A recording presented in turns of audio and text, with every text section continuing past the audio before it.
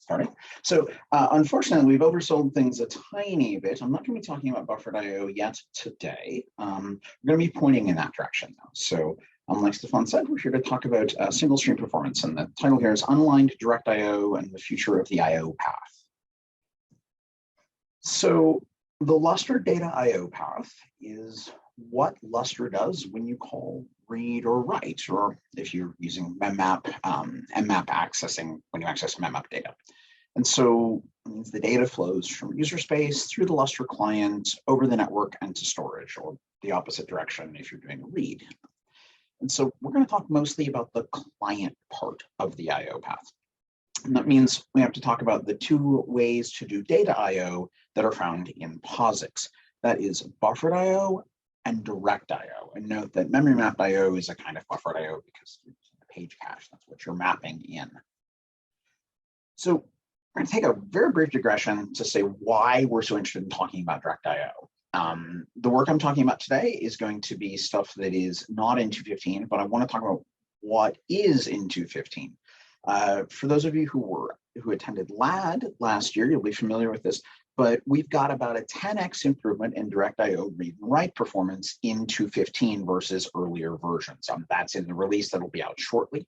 And that is why it suddenly became a lot more interesting to look at using direct IO for more things. And that's essentially what this talk is about. So as you can see, previously in 2.14 and every earlier version is similar, direct IO is generally much slower, generally comparable to or slower than buffered IO. And now here in 2.15, it's a lot faster. So let's talk about some of the things we'd like to do with that. So I'm going to come back from our digression, give a little more background. Buffered IO and direct IO. Buffered IO means it's using the Linux page cache, or just in general, it's using a page cache. Lustre uses the Linux one. So that's really good for a lot of reasons. It allows read ahead and write aggregation, which means that small application IO can be converted to large operations over the network and to disk. That's also really great because the writes can be asynchronous and the reads can be done ahead of time, which isn't exactly asynchronous, but it's kind of the same thing. And so that means you don't have to wait for your device every time. If you want to do a write, you don't have to wait for your slow hard drive to spin up. And if you want to do a read, well, hopefully the data is either already in memory on your node or already on its way there. So that's really great if you have slow devices like hard drives. And it's still useful on flash, though not as helpful. And the last thing's a little bit of an odd one, but one of the things about buffer IO that's nice is that it allows any IO you'd like. There's no alignment requirements. And I'll get into more about what that means in a minute because the direct IO does have special requirements. But just know that when you just start doing IO, you call read or write without doing anything special, you are using buffered IO because it can handle any IO that you can give it. The downsides to buffered IO, it's low single stream performance, and that's max a few gigabytes a second. You saw the numbers in the previous one. It's like, 2 to 4, depending on various things, read versus write, hardware, yada, yada, yada. And that's due to the cost of the page cache. And then similarly, again, due to the page cache, that really bottlenecks when you have multiple processes working on the same file. The page cache is a complicated structure where everybody has to agree on what's going on, and that requires a lot of locking. And that means that if you had more than one process, the same file, it bottlenecks pretty bad. I won't get too much into that. So then direct IO means direct from user memory. It does not use the page cache. Direct IO is really good for single stream performance with larger IOs. You saw on the previous slide, we've gotten as high as over 18 gigabytes a second. Could probably get higher in the future. We achieve that because there's almost no locking.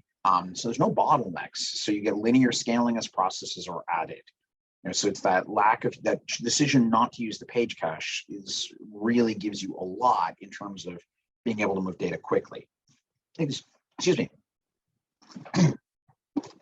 The downside are a few. One of the downsides is that direct IO is synchronous. There's no cache. So what that means is the data has to go directly all the way to storage or come all the way from storage each time you want to do an access. When you do a write, a direct IO write completes when the data is on the disk. considered and safe there. And a read can't happen ahead of time. There's no cache to store the data in, so your reads are serviced when they are made. That's very bad for small I/O, and it's bad for high latency devices. And it's not ideal for flash either. So but the other thing, it's a bit of a different thing, direct I/O has alignment requirements. Both the size of the I/O and the location in memory must be a multiple of page size.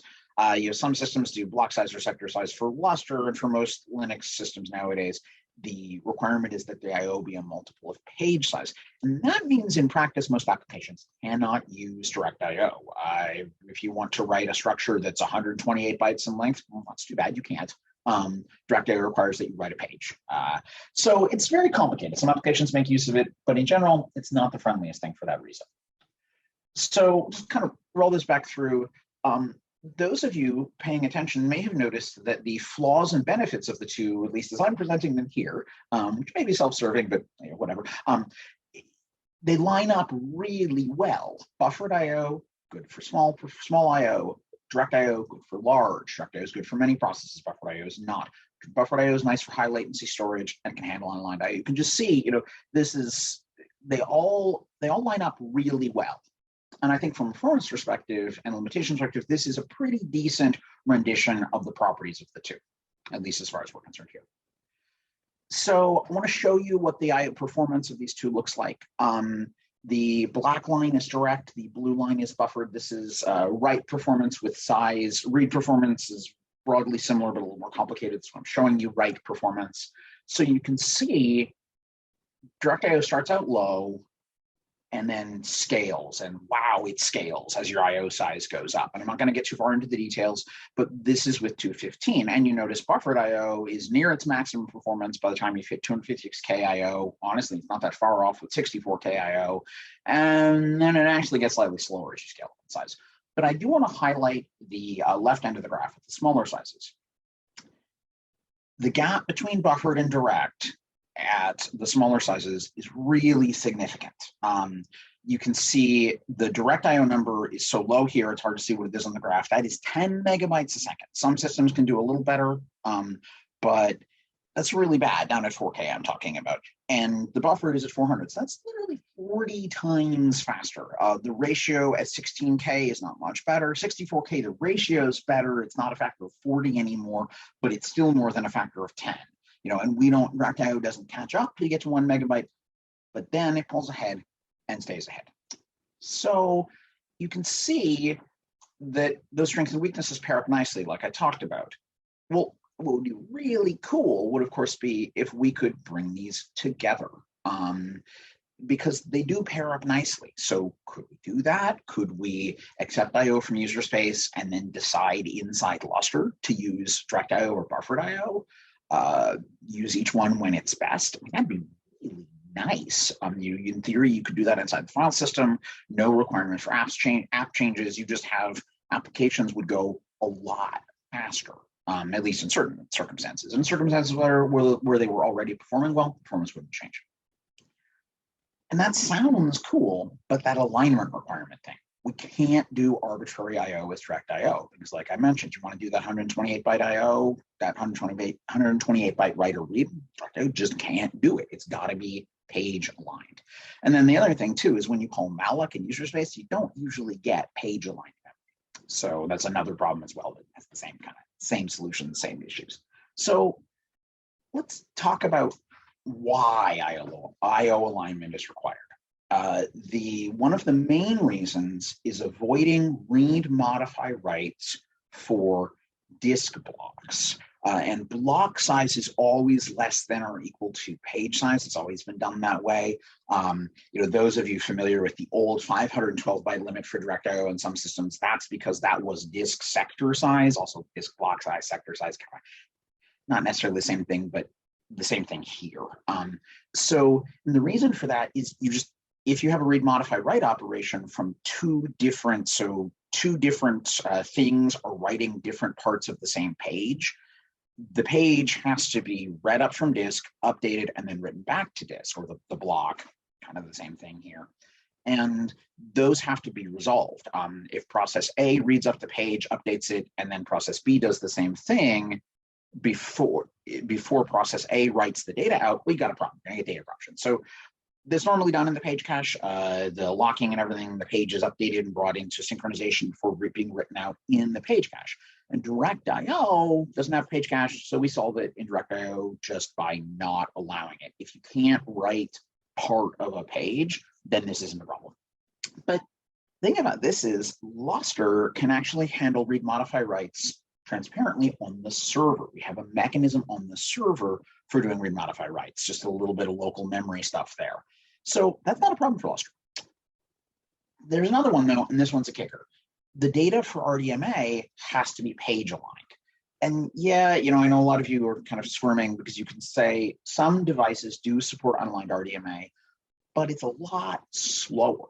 The device can support it, but in practice, basically the device is aligning the memory as it goes out on the wire.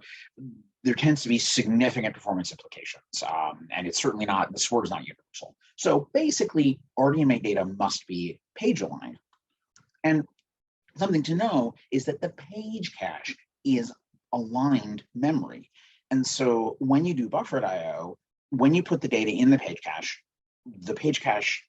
your IO is aligned before going on the wire, before going out via RDMA or down to the disk. So the point to remember here, direct IO is aligned in user space, buffered IO is aligned in the kernel by the page cache, but actually both are aligned before they go to disk. So how are we getting that alignment and what does it cost? So do it with page cache or buffered IO. So we have to allocate a buffer. We have to copy data into the buffer. And no, actually it's not a buffer. So we have to allocate pages for the page cache. We have to copy data into those pages. And then we have to do all the page cache setup. So breaking down the cost of those, I remember being told as far back as when I was in computer science classes in college, and then in my early years working, well, data copying is bad. You don't want to double buffer. That's really bad. And it's sort of this article of faith that it's really important to avoid copying data. Well, it turns out though that for our purposes, that the coordination required, the multi-CPU locking and coordination required to do cache setup is actually a lot worse. So for large buffered IO, we spend 15% of our time on data copy, 65% on cache setup, 10% on allocation, and 10% in other Lustre stuff. So all that page cache stuff, the costs pile up and the data copy cost is not that high. So, and the thing is, you don't need a cache to get alignment. You just need a buffer. Distinguish cache and a buffer. A cache is something that can be used repeatedly and accessed from multiple threads. It maintains consistency with other parts of the system. It's got all these, both on and off node, yada, yada, yada. A buffer is just this sort of internal detail of the IO that created it. Like we allocate some memory and we use it temporarily while the IO is going on. Well, the memory is only accessible from that IO, so there's no locking required. So you can, inside the kernel, when you're doing direct IO, allocate a buffer, that is allocate aligned memory inside the kernel, copy your data, your unaligned user data to the buffer, and then basically do direct IO from that new buffer we've created. And we're still doing direct IO, it's still synchronous, so we don't have all of those cache consistency issues. And that saves a lot of time. It saves the 65% of our time that we spend on cache setup for buffered IO. And saving 65% of the time implies a speed up from 1.4 gigabytes a second to about 4 gigabytes a second. That's what you get from saving 65% of the time. If you want to figure out the math on that, it's that you're spending about a third of the time doing it, right? 35% of your time is left. So that's your speed up. So let's talk about the numbers that result from that kind of change. Quick caveat here versus the earlier benchmarks. The hardware I used changed. This particular system's only doing about 10 gigabytes a second, single-threaded direct IO. The 18 gigabytes a second is still possible, which is not on this particular hardware. So try to consider it in relation to the normal direct IO performance. So this is a sample of what the unaligned direct IO prototype looks like. And so this is where we can accept any IO into direct IO. So you can use direct IO to do buffered IO. So you have on this particular system I was benchmarking on, get about 8 gigabytes a second for unaligned, for aligned, so just plain old direct IO writes. You get about 1 gigabyte a second on buffered writes, and you top out at 3.2 gigabytes a second on direct IO, or say the unaligned direct IOs. That's with the allocation and copy. So that's pretty good. I mean, it's a factor of 3 or so improvement.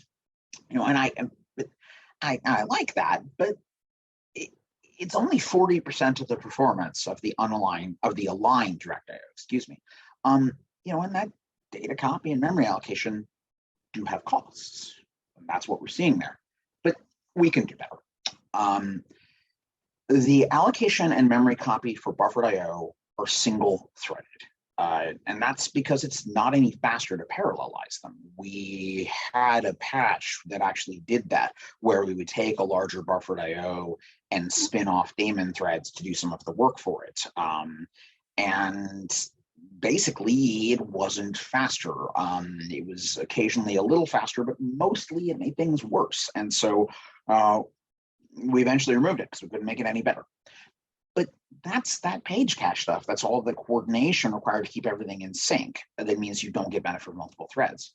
But of course, direct IO is different. There's not a cache structure to respect. This is what unaligned direct IO reads look like. We've got some parallelism here, and I'll get into that in a moment. So you can see for the reads, for regular direct IO in this system, we get 10.5 gigabytes a second. For buffered, we top out at 4, we drop back down to 2 as the IO size goes up. But the unaligned direct IO is at 8 gigabytes a second, not 3 like it was for writes. So talk a little more about that. That's because the copy, the data copy for the unaligned direct IO read is parallelized. So we farm out that data copy because we have to copy the data back to user space. We farm that out to these various daemon threads. So the PTLRPCD daemon threads are the same ones that handle throwing data on and off the network. And this is something that is easier to do for the reads than for the writes, which is why it's been done for the reads in the prototype and not yet for the writes. So as you can see, this is a lot more compelling. We a little over doubled the performance, and we'll be able to do that for writes as well. And you know, and there's also some further things to do. For example, only the data copy is parallelized, but there's no reason we can't parallelize the allocation. You know, so I would say 76 for unaligned direct IO. That 76% of direct IO performance is probably a floor. We will do better than that. I don't know if we'll hit 85. I don't know if we'll hit 90, but we will probably do better than that 76. And that'll scale with the direct IO performance. So 18 gig at that 75 or so, 18 gigabytes a second direct IO implies we can get 13 gigabytes a second unaligned direct IO. So what are we thinking? What does this mean? Well, okay, so we implement unaligned direct IO. That's what's happening now. Test that, we do some initial optimizations, get things working well. Then we can implement a hybrid IO path where the user doesn't ask to do direct IO, they just do IO, buffered IO. And then when they do a read or a write call, we determine internally based on the size of the IO, what the backing storage is, and some other properties, whether to do IO using page cache or to do this unaligned direct IO, or if you gave us aligned memory, we will do regular direct IO. And so that kind of gets you the best of both worlds. You can get your cool page cache features at your smaller sizes, and you can skip the page cache for when you're doing those larger data accesses. This is what hopefully that might look like. This is for writes. This is, you know, notional. The direct IO number is up at the black there. That is a real number from a real system. The hybrid IO number is just something I made up. You know, we're hoping. But what you'll get is you will do buffered IO, and if your writes are down at these smaller sizes, you will just use buffered IO. The application will not do buffered IO. The application will just do IO. At lower sizes, we will use the page cache to get these speed benefits. At larger sizes, we'll use direct IO to get the benefits where it gets there. And something that some of you, maybe some of the, this is information that comes from some of our national friends at the national labs and other people, applications that write data in large chunks tend not to read it back soon, or read it, or maybe never read it back. It's applications that do small stuff that tend to do lots of reading and writing. So things like databases. So they probably want to use buffers on the node.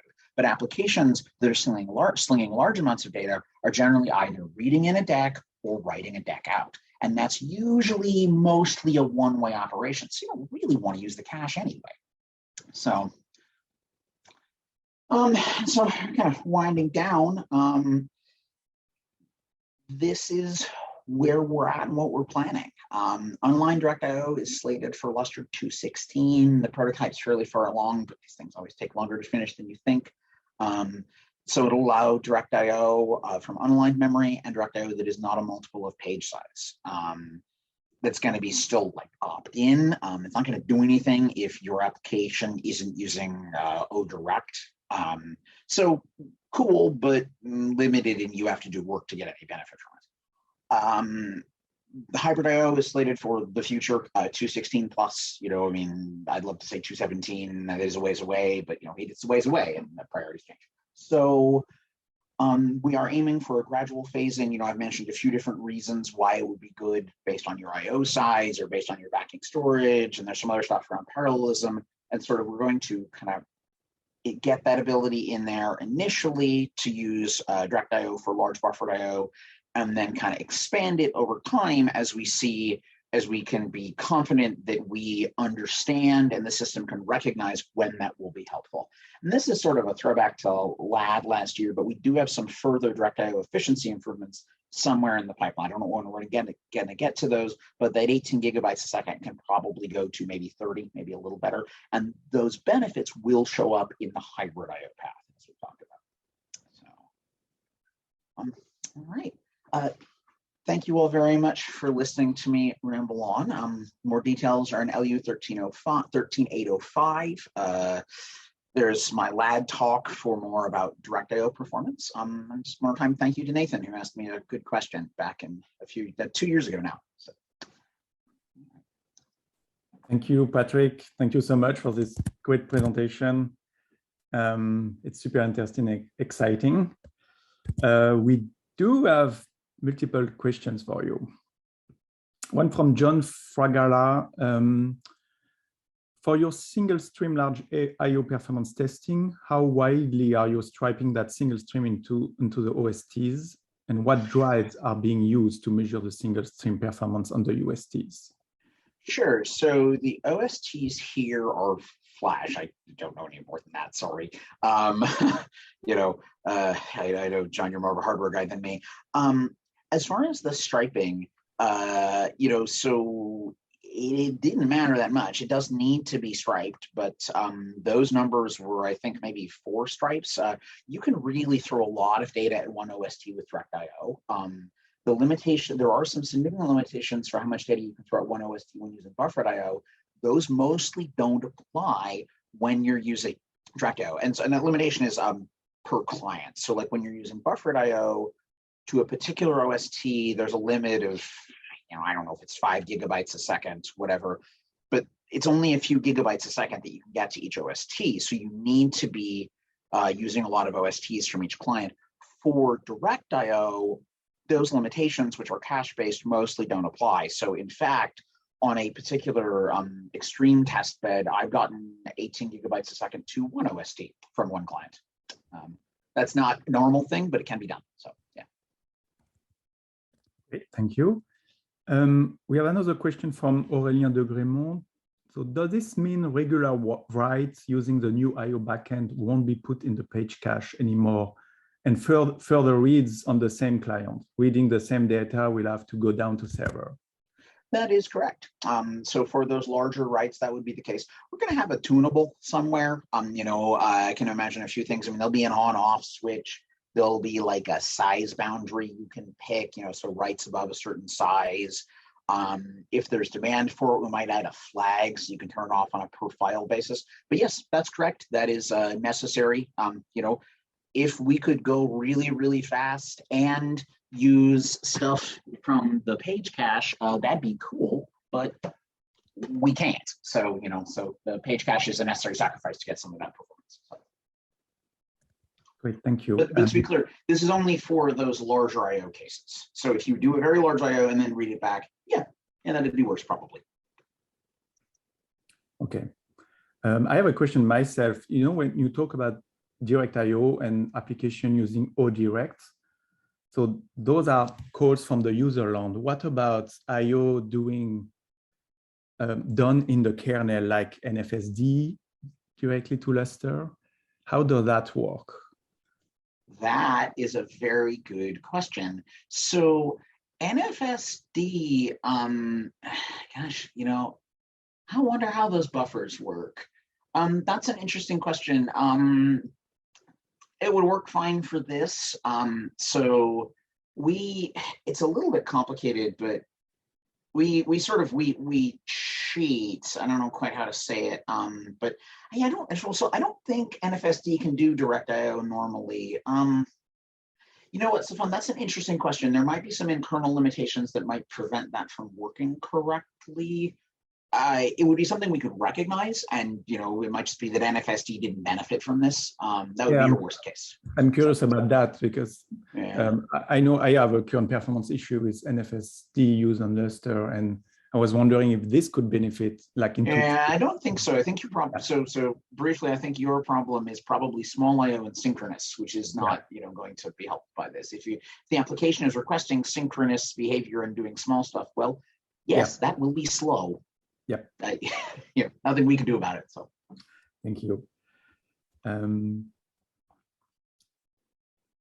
Another question from Aurélien. I think it's more from.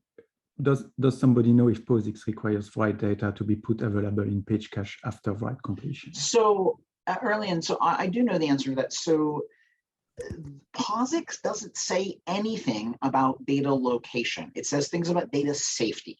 So the data has to be, so after a write completes, like data, or not even data safety, it says rules about data visibility. After a write completes, it has to be visible to all subsequent reads.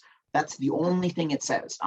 POSIX doesn't really, there's certainly no requirements about page caches, or ODirect doing any particular thing. So like, for example, it is technically allowed under POSIX to reroute all your direct I/O to buffered I/O. And there are a few systems out there that support online direct I/O by just using the buffered path, which is kind of cheating, but it works. And that follows POSIX. It violates people's expectations, which do matter as well, but it is POSIX compliant.